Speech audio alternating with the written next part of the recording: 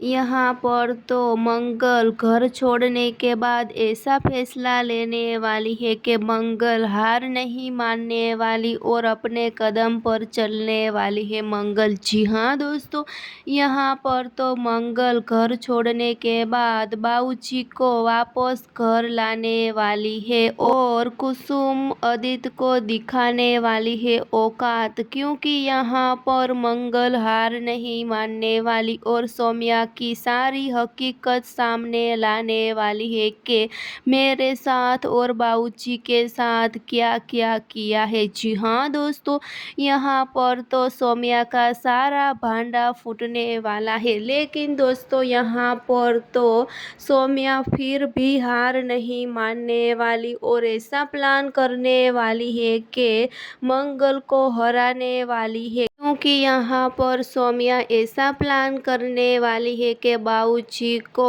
धमकी देने वाली है और कहने वाली है कि मेरी सारी सच्चाई सामने लाना मत, लेकिन मैं यहाँ पर अक्षत और आदित्य के साथ बहुत बुरा करने वाली हूँ और सौम्या ऐसी धमकी बाबूजी को देने वाली है। जी हाँ दोस्तों, यहाँ पर बाबूजी सारी सौम्या की हकीकत सामने लाने वाला नहीं और मंगल फिर भी हार नहीं मानने वाली। जी हाँ दोस्तों, आगे शो में धमाकेदार ट्विस्ट मिलने वाला है। आगे देखने के लिए जुड़े रहिए, सब्सक्राइब और कमेंट करके हमें ज़रूर बताना दोस्तों।